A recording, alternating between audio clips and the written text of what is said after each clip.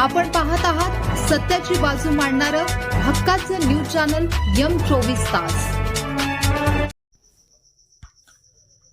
रेटळे धरण ते शिराळा मार्गावर एका दुर्दैवी घटनेत बिबट्याच्या अचानक हल्ल्यात दुचाकीस्वार कुटुंब गंभीर जखमी झाले आहे। रेटळे धरण येथील रामोशी पुलाजवळ सायंकाळी 7:30च्या सुमारास ही घटना घडली, ज्यात पती पत्नी आणि त्यांची लहान मुलगी जखमी झाली।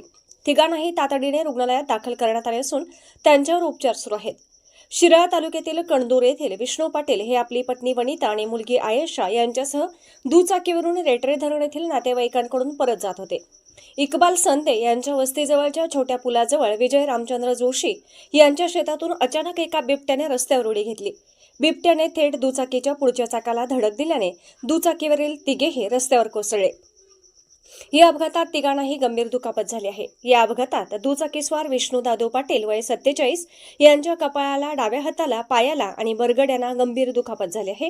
त्यांची पत्नी वनिता पाटील वय 39 यांच्या कपाळाला, ओठांना आणि नाकाला जखमा झाल्या आहेत, तर त्यांची मुलगी आयेशा वय 13 हिच्या ओठांना, कपाळाला आणि दोन्ही गुडघ्यांना दुखापत झाली आहे। अपघाताच्या वेळी घटनास्थळी उपस्थित असलेले ग्रामविकास अधिकारी विकास वनारे आणि विकास पाटील यांनी तात्काळ मदतीचा हात दिला। त्यांनी जखमींना आपल्या गाडीतून रेटळे धरण येथील एका खाजगी रुग्णालयात नेले आणि प्राथमिक उपचार दिले। घटनेची माहिती मिळताच वनरक्षक शहाजी पाटील, विलास कदम आणि पांडुरंग उगळे यांनी जखमींची विचारपूस केली। पुढील उपचारांसाठी तिघांनाही इस्लामपूर येथील खाजगी रुग्णालयात हलवण्यात आले आहे। या घटनेमुळे परिसरात भीतीचे वातावरण पसरले आहे।